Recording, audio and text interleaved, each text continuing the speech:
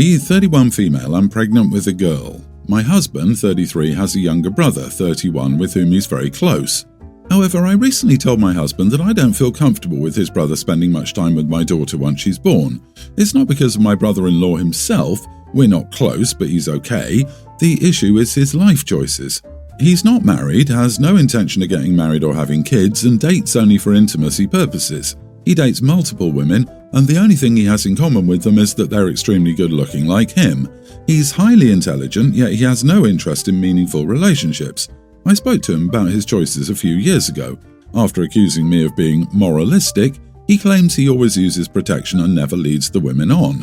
Which I call BS on, as I can't imagine any woman with an increasingly ticking biological clock would willingly be in a relationship that she knows doesn't have a future. What woman would want to be with someone who may not even remember your name in a year? I mentioned this to my husband, however he called me an idiot and said that it was ridiculous to limit our daughter's access to her uncle just because I didn't agree with his legal dating choices. Am I the idiot? Edit, I should have clarified that he generally goes onto apps like Tinder, which makes it worse as the women he dates tend to be of a certain type. You are the idiot. I do not hear my biological clock, therefore it must be digital because it doesn't tick. Not everyone dates for marriage. Not everyone wants marriage, long-term relationships, or even short-term ones. But that doesn't make them morally bankrupt. People with life goals that don't match yours aren't morally bankrupt. Get off your high horse, pal. Yeah, from how she acts in the first paragraph, I thought the brother-in-law likes to date teenagers or something, but no. He enjoys casual relationships with women the same age as him. I was expecting something much worse. Opie's just a Puritan. LOL, women on Tinder are a certain type. She has a lot to unpack and it doesn't even begin with brother-in-law. Honey, it's insane to believe a woman's worth is if she breeds. Archaic on steroids. And you think your brother-in-law will be a bad role model for your daughter when you make broad generalizations about the women he's with? Only one person comes off as being disrespectful to women in this story, and it's not him. OP, you are a judgmental, ignorant person. You do know that not everyone is interested in monogamy and children, right? That not every woman has an increasingly ticking biological clock? Has it not occurred to you that some women have no interest in marriage or children and that their choices are just as valid as yours? So where the heck do you get off talking to him about his choices? As long as his partners are consenting adults, he is doing nothing wrong and his choices are just as good as yours. He's obviously a much better person than you if he isn't openly judging how you live your life. I, 25 female, have a friend called Morgan, 27 female. Morgan and I have been drifting apart recently due to our differing opinions of how she handled a situation at our other friend's, 25 female Lucy, wedding in 2019. Lucy had asked Morgan to make some desserts and sweet treats for the reception and she agreed. This was the only food that was going to be at the reception other than cocktail sandwiches. They agreed on the price, £3,000, because Lucy and her partner were solely paying for the wedding when they organised this. About 7 months before the wedding, Lucy's parents offered to pay for the remaining fees, which they took up. This meant they had more money to pay Morgan for the food she was making. This is how it looked on paper, but in reality, the money was swallowed up quickly by other fees and whatnot. Morgan found out about the extra money at the wedding and tried to ask Lucy for more, but Lucy refused because she literally didn't have it. Morgan wanted £7,000 now instead of £3,000, so she took all the baked goods and put them back in her truck, so no one had anything to eat for most of the reception. Lucy was obviously having a breakdown, and her partner and the families of the married couple, all our friend group, was trying to convince her to bring the food back in, but she refused. Luckily, some people ordered a ton of pizzas, burgers, milkshakes, etc. The wedding was saved, but it caused so much unnecessary stress. I've sort of stopped talking to Morgan. Still, she is vaguely in the friend group because she's loosely related to Lucy. She's been trying to get over it because they see each other at family gatherings. Anyway, I announced my engagement in December and we're getting married in August 2023. Everyone but Morgan is invited. I'm not trying to be a witch. Still, she's shown herself to be very vindictive and calculated in her malicious actions since this wedding debacle, and the last thing I want is for her to kick off. We have a separate group chat that Morgan isn't in, but she knows I'm getting married and is upset that she's not invited. She called me and asked why I couldn't invite her.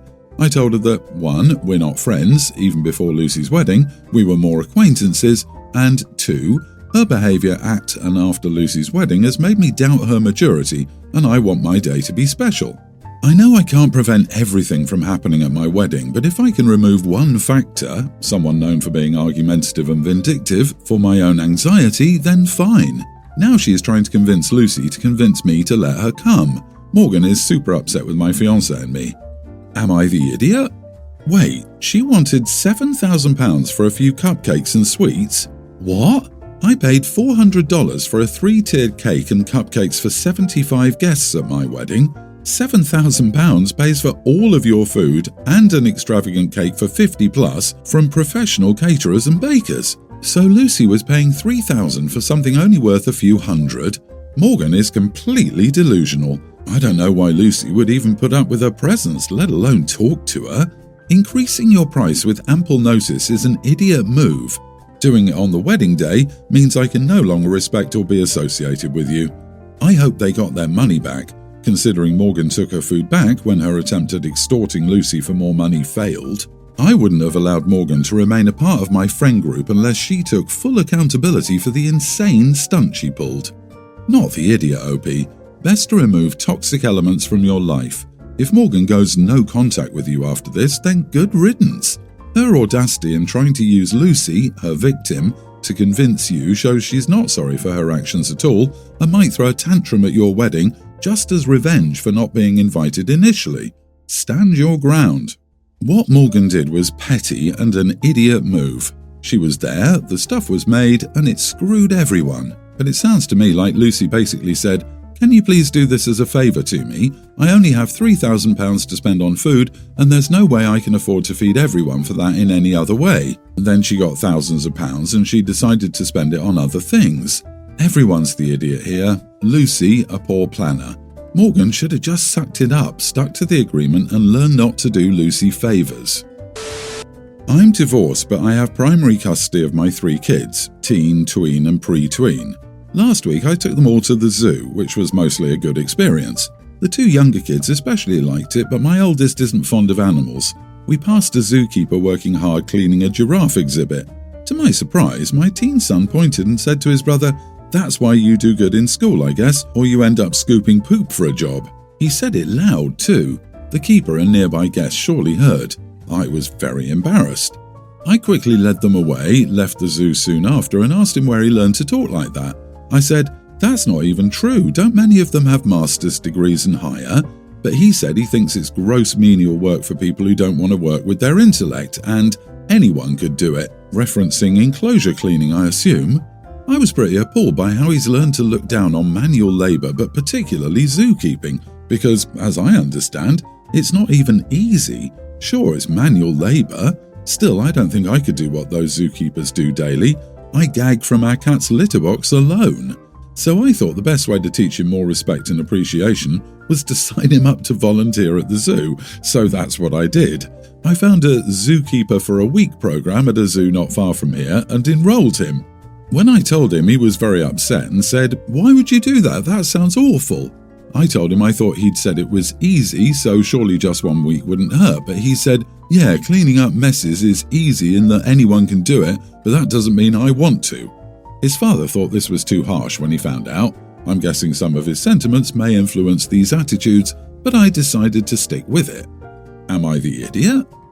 Not the idiot. Making him do the work will make him realise how hard many of these jobs are and the amount of effort people put into what they do. The jobs we see as undesirable are the ones that keep a lot of systems running. To make that comment loudly in front of the zookeeper is just harsh. And to be honest, I would love to do this job just to be able to be around these gorgeous animals daily. Any attempt at stopping the formation of a pretentious snob benefits society. The kid needs to learn some respect. That being said, you are the idiot. Volunteers who don't want to be there often just create more work for the employees. Those opportunities are for people who genuinely want to volunteer, not discipline their children. I've been in a situation where I've had to supervise people who thought the work was boring and menial and copped a lot of attitude for it. Oof, I agree with you. My daughter's middle school class took a zoo field trip once, one of those overnight ones, and I was a parent chaperone. In the morning, one of the keepers led us around a bit and then stopped outside the Lion Night House. She pulled out a $10 bill and said half-jokingly, "Okay, I'll give $10 to anyone who can come in here with me and help me clean." So 2 of the kids and I walked up with her, opened the door to the inside, and OMG, we all turned around, retching and coughing for fresh air. I didn't know it was possible for anything to smell that bad. The zookeeper laughed like it was nothing and said, "Just kidding, I wouldn't do that to you. I guess I have to clean this alone. Enjoy the rest of your day." I don't think 99.9% of people could do that job, like at all. The furthest thing from easy. My daughter Cleo, tween, is very active outside of school. She plays soccer, takes swim lessons, and plays outside with neighborhood kids. She's very social. Most of her friends are from outside of school. At school, however, she struggles to make friends. Cleo has ADHD and was bullied in 3rd and 4th grade for some of that. While it was brought under control by 5th, current grade, these kids still don't play with her and ice her out. While they don't have to play with her, it also means that she doesn't socialize a lot at school. She's okay with this. Her teacher says our daughter often plays alone at recess or reads. My wife and I were not very concerned and explained she was very social and active afterward. Cleo is a huge reader. She's currently reading her way through my wife's collection of books from her childhood. She loves them and treasures them, knowing they were her mama's and wants to take great care of them. She came home on Tuesday very upset and worried her mum would be upset with her. I asked why, and she said her teacher had taken her book away and won't give it back until tomorrow. When pressed for more information, she said she was reading at recess. Her teacher walked over, took the book, and told her to go play. My daughter begged for her book back, and the teacher refused. I quickly assured Cleo that she wasn't in trouble, and even called my wife at work to have her back me up. It was quite concerning that she was so afraid, as my wife isn't one to fly off the handle. She's always gentle with Cleo. As suspected, my wife assured her that she wasn't upset and that Cleo did zero wrong. The next day, I brought Cleo to school early and walked her to class. No one but the teacher was there. I told the teacher to give me the book. She obliged and tried to defend herself. I told her to save it and she had no right. There's no rule that Cleo has to do physical activity at recess, and we expressed no concern. The teacher said she was allowed to set boundaries for her class, but I pointed out recess was free time. It's not like Cleo is reading during math. We went back and forth, and finally I said I'd be reaching out to the principal. The issue was resolved quickly. I don't know the particulars, except the principal told me that Cleo can read at recess. Unless she actively harms someone or reads during a non-designated time, she wouldn't have any more books confiscated.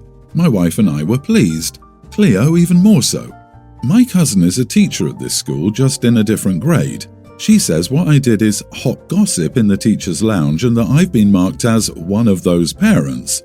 She said the teacher isn't paid enough and I should have just accepted the rule. When I pointed out we only have 2 more months left at this school, Cleo is our only and starts junior high in August, that's not a concern. My wife and I feel justified, but we are wondering if I'm an idiot. Not the idiot, and how does a teacher's pay have to do with her overstepping her bounds? If she wasn't paid enough, one would think she'd want to relax at recess instead of harassing children. These are 2 separate issues. Being paid enough doesn't have anything to do with her going on a power trip and confiscating students' belongings when they aren't doing anything wrong. Your child should not be mistreated because a teacher isn't paid enough. That teacher had no right to take her book from her, much less keep it overnight. Why is this woman a teacher? How can you actively discourage reading and call yourself a teacher? You did the right thing. The teacher was strangely out of line and lacking in compassion. Even if well-intentioned, she effectively punished Chloe, which was wildly inappropriate. My male 29 girlfriend, 28, is a nurse. She has rotative shifts. That means one week she has the morning shift, the next the afternoon shift, and then the night shift.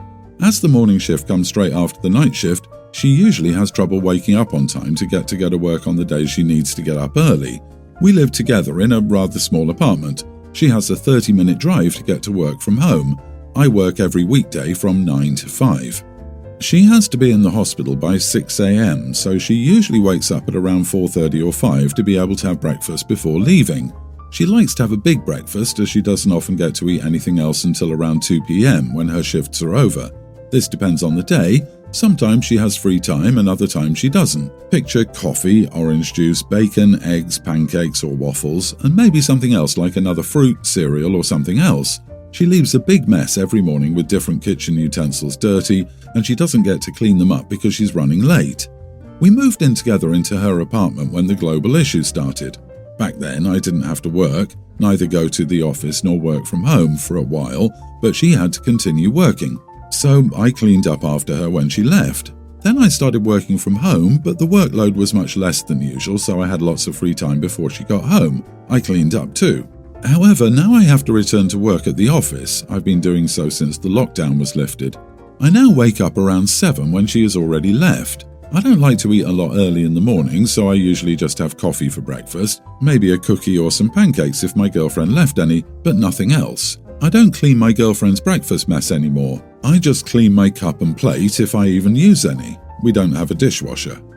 So my girlfriend complained about me not cleaning after her a while ago, like half a year ago or so. She told me it's very discouraging to come home and see every pan dirty because I didn't clean them up when I could easily do so.